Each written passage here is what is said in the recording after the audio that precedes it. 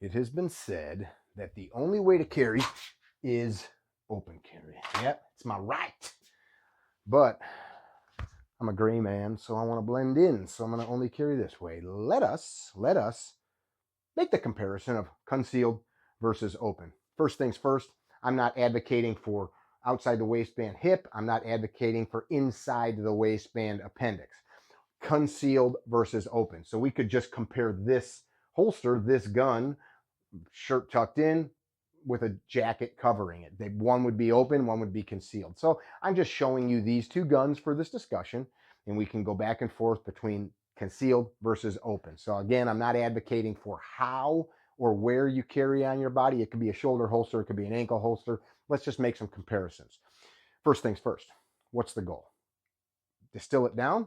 The goal is live a long, full life. We carry a gun so that if some terrible thing happens, violent criminal predator, animal predator, and I need to have more force than I can muster with my hands and feet, my voice, my little rape whistle, my pepper spray, if I need more force to ethically stop some type of, and lawfully stop some type of threat that's trying to hurt me or people I care about or I'm sworn to protect, etc., this gives it to me. So I have it with me, period, right?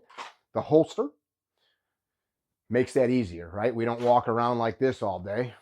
By the way, these firearms are cleared out. There's nobody behind the lens. I'm alone today. Open carry, for a lot of us, let's talk about some pros. 3 or 4 very big points come up. One, it's more comfortable. If it's more comfortable, I'm more apt to do it. It's easier for me to move around. I'm probably going to have more likely have a firearm on me. If it's more comfortable, it's more easy for me to move around. It's easier, pardon me, to have a full-size or larger gun outside the waistband than it is a full-size gun hidden inside the waistband, especially once we're only dealing with t-shirts and things like that in the warmer months. So it's easier to carry a larger gun, which increases capabilities. And this argument isn't you don't need a big gun. That's not the argument. I'm just suggesting if we have the gun to protect us, it's easier to have a big gun on the outside of us than it is a big gun inside of our waistband, for example.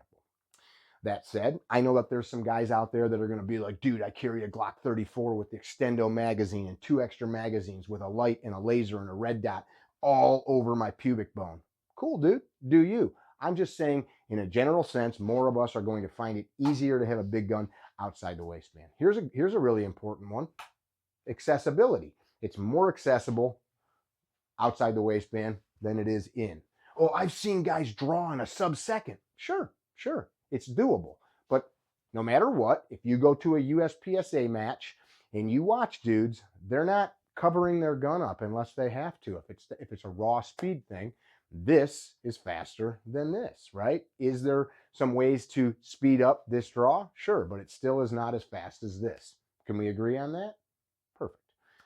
I hope so. If you disagree, throw it in the comments. We can argue about it, and I'll be like, I win. I'm just joking. I wouldn't do that. But I'll think it to myself as I'm drinking some coffee or some delicious beers. So, more accessible, more comfortable, easier to have a big gun. Makes sense to me. All that said, what are some cons? Well, cons are if it's more accessible to me, it's more accessible to you, or to him, or to him, or to them. Also, and don't shoot the messenger, this can be off-putting to people. The argument isn't, well, it's my right. I don't care if it's off-putting. Just hear me out. It can be off-putting. Off-putting to create maybe fear. Oh my God, guns scare me. Or who the heck does this guy think he is coming into my store? I'm going to give him a piece of my mind, right? Remember, the goal is live a long, full life. I want to win in violence.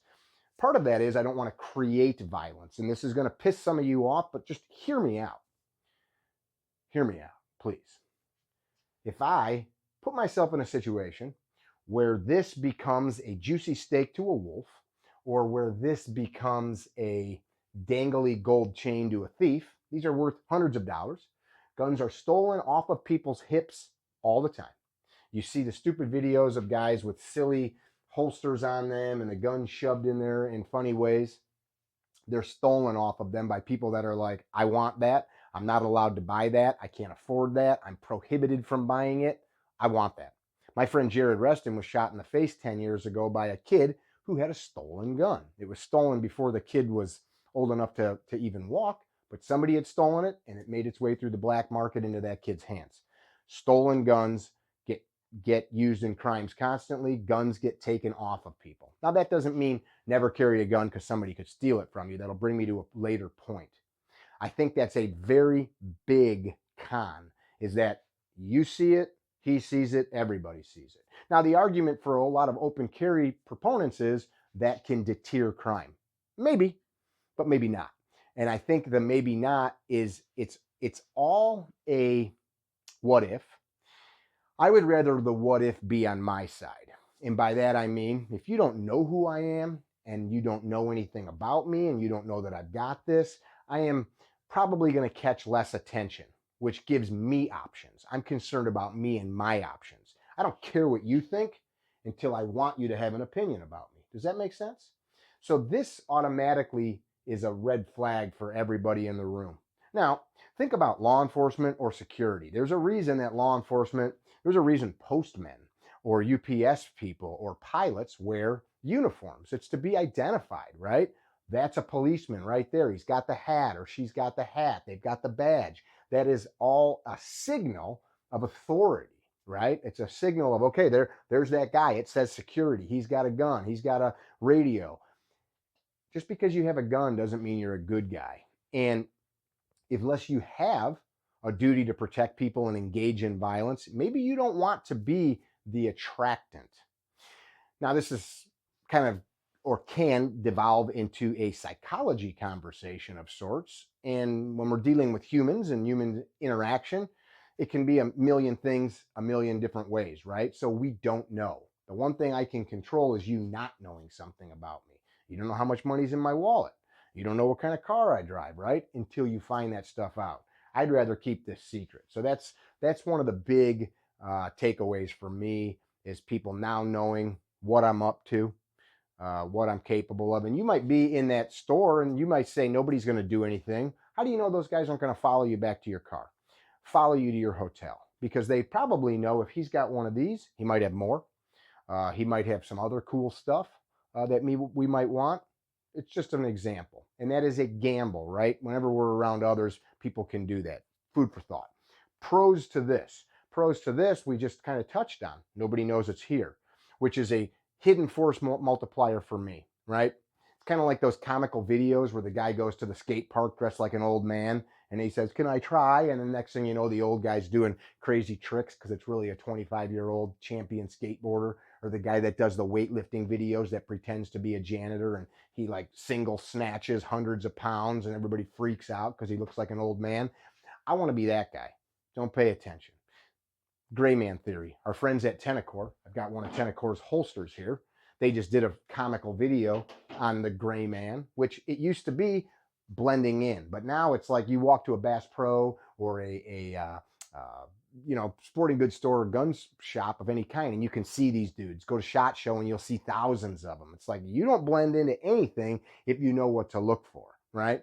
Bad guys know what to look for. Good guys know what to look for. Let's continue. Pros from concealed. I'm going to talk for a moment about this particular position. Don't care if you like it or not, but let's just talk about this particular position. So if I am in other areas, small of the back, it makes it very difficult for me, if I'm carrying here, to reach that firearm with my opposite hand if need be. Whereas from this position, I can very easily draw with my support hand if need be.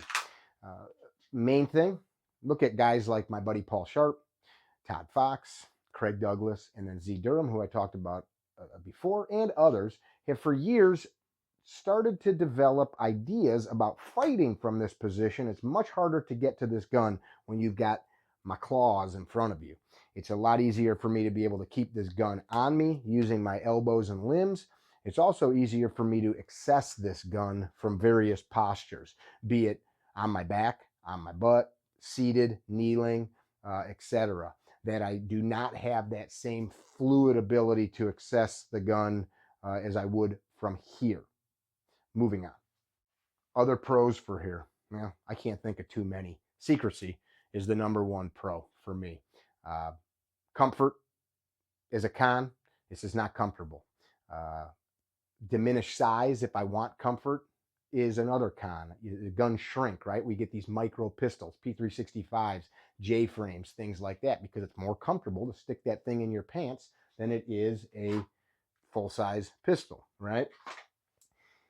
The secrecy is the edge. Nobody knows what you got until you show what you got, right? Through proper training and experience, getting that gun out, even single-handed, can be done pretty darn quickly. So I think the argument comes down to this. Talking with my buddy Z the other day, I had filmed this video last week, and I had a conversation with Z. Z, by the way, is a retired 5th Group Special Forces soldier, Green Beret, Jiu-Jitsu black belt, MMA fighter, good friend of mine, and one of the instructors at S12. We were talking, and he said the one class that he does, which I've hosted the class before, which is about fighting for your gun or keeping your gun on you if somebody's trying to take it, is his least attended class. He has the hardest time filling those. And we both were like, well, yeah, it's a lot of work. You show up and it's not just shooting at paper targets. It's fighting for guns. In fact, there's no shooting. It's all grappling with training guns. And you get hot and sweaty, and it's work. If you're going to carry here or here, you ought to know basic grappling. Firearms are not Excalibur that can solve all problems. In fact, oftentimes they can make more problems if not properly used. If I have this on me and I'm going to carry it open, I had better know how to keep it on me. And there are various ways to do that. But if two dudes try to come and rip this thing off of me, and I don't have any idea how to protect this thing and keep it away from them, your notion of, well, I'll just draw and shoot them tells me that you've never tried to work this problem in the real world.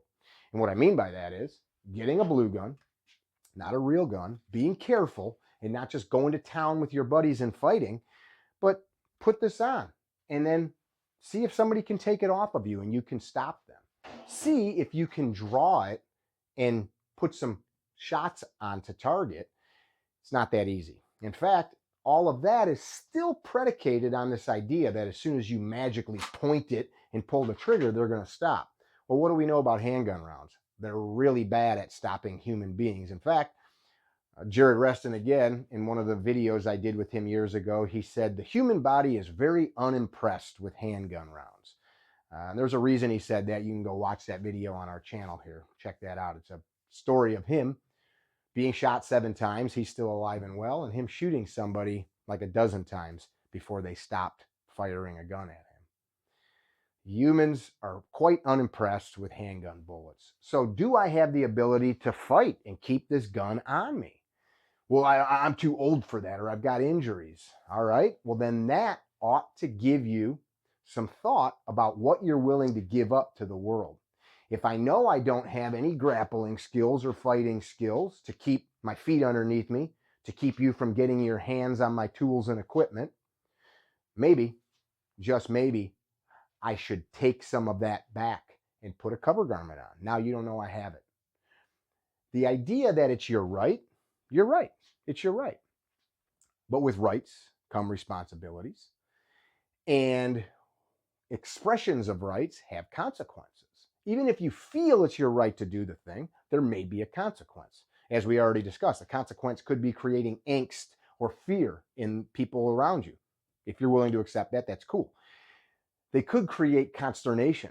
Somebody could get aggressive. You might incite a physical or verbal argument that didn't need to be there. Was that be your fault? You might say no.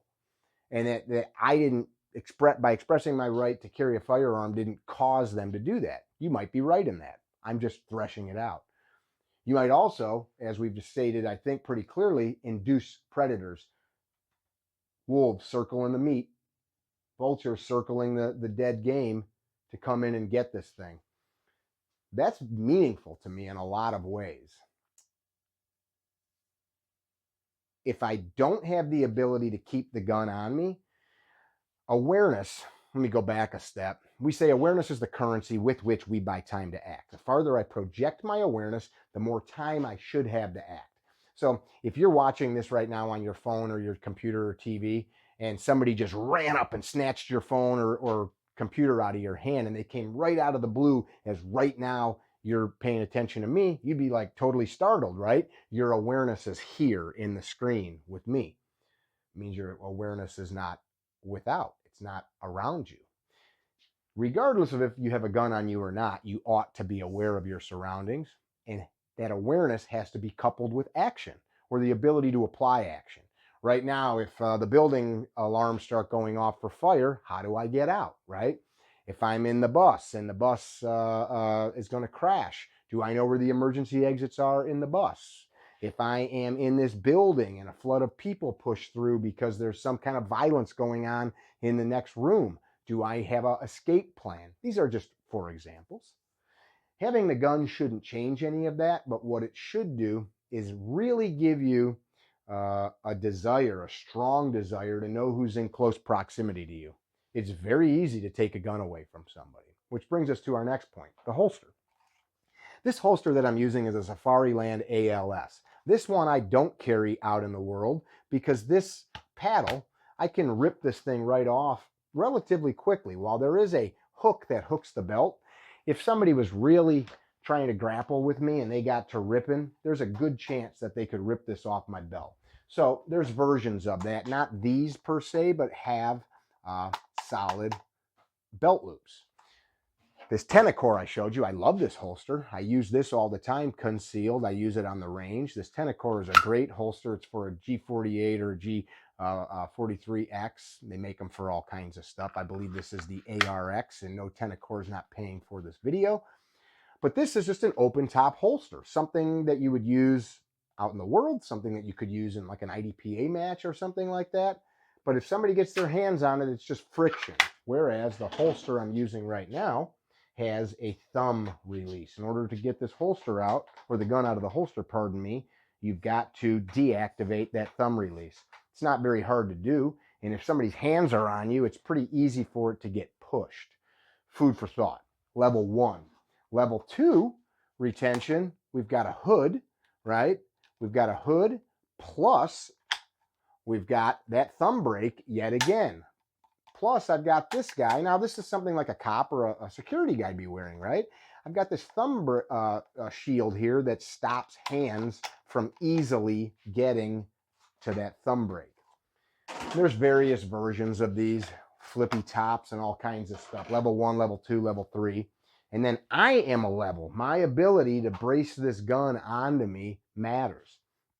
A lot of that doesn't exist. Now, Safariland does make a very simple level 1 inside the waistband. It's pretty easy to defeat in grappling. We've tried it, but it is an option that's out there. So open versus concealed, pros and cons. For me, I will always, if possible, go here. I would also think about the customs where I'm at. I travel in the West. I travel all over the country, and I travel in the West, and there are places where it is very accepted to see a dude walking down the street this way. It's not for them that I would carry outside the waistband or carry open. It's for me. I understand because it's normal here, I don't stand out, right? Whereas if I was in, I don't know, Chicago, and I went walking down the street, besides the legal aspects of it, it's not normal to see somebody without a police or security banner on their chest. Now, this may open up the political argument where somebody say it's my right. I don't care what people think. That's fine. If you would like to put yourself out there as a billboard for your political beliefs with a firearm, do that. Zero issue. But do understand that there can be ramifications for it. Is that fair? Can we agree on that? I'm not pushing back from your political stance, but I would say understand that there might be a pill that needs swallowing based on your actions. For me, concealed is the best way to go because I'm not drawing attention to myself. I have it when I need it. people knowing less about me, the better. The gray man theory does still exist if we don't turn it into this stupid thing that people have made it, where you look like some super secret spy. Do blend in. Be the soccer mom. Be the soccer dad. Be whoever you are that you want to be, but understand that if nobody understands or knows your capabilities, that's good until you want them to. Our goal is to live a long, full life. Our goal is to stay away from violence as much as possible. But if necessary, we need to be capable of rapidly ending violence as quickly as possible so that there's the least amount of harm to ourselves and, of course, others, unintended consequences. And that's just that. So some food for thought. I thought I'd kind of just thresh this out with you and have a conversation. I would love to hear what your thoughts are, pros or cons. And I will say I do carry outside the waistband. I'm licensed to do security work. I do travel places where carrying outside the waistband is customarily accepted, more so. And I'm not talking about legal. It's legal anywhere that I'm talking about carrying, but it's accepted more. I've heard somebody recently say, we got to make it normal again. We got to normalize it. Do understand that in our U.S. history, it wasn't very normal. There were laws pre and post revolution that banned the carry of firearms, that banned how or not banned, but rather regulated how firearms were stored, regulated where they could be discharged. This went on all the way until the present. And then there are some gun laws that I'm really not okay with, such as Jim Crow laws. So if we go to the past, I think it's good to look at all of them. There were laws that made it so that a black person couldn't have a firearm. Well, that's pretty darn shitty, isn't it? Equal under the law, color doesn't matter, creed doesn't matter. About the only thing that I believe that should limit a person's access to firearms is quantified, bona fide mental health issues and showing through crimes that you have become a detriment to society, and the founders talked about that stuff. Do study our history. This is Mickey with CarryTrainer.com. If you haven't liked, subscribed, and all that jazz, please do that. The YouTube platform, Google platform hates you and me. I don't even know why we still use it, but we're all seem to still be here. Check out CarryTrainer.com for class dates. They're set up all across the country. I'd love to see you guys.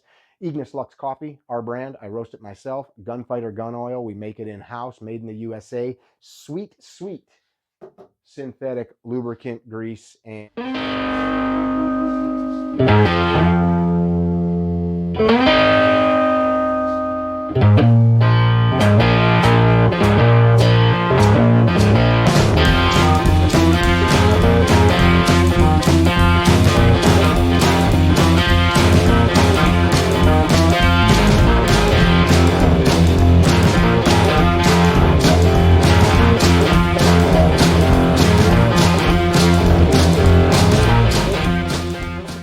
let's see what that looks like.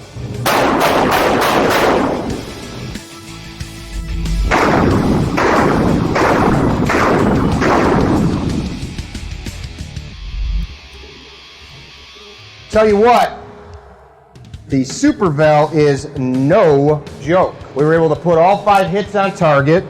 I've destroyed a pretty decent shirt. More importantly, we're building a deeper understanding of how we can deploy the weapons that we carry every day. And that's no joke. That was quick, it was fast, it was accurate, and downright deadly. There's 2 to 3 hits right through the spine of the subject. Is this something you want to have to do? No. Talk to anybody that's done undercover work. Talk to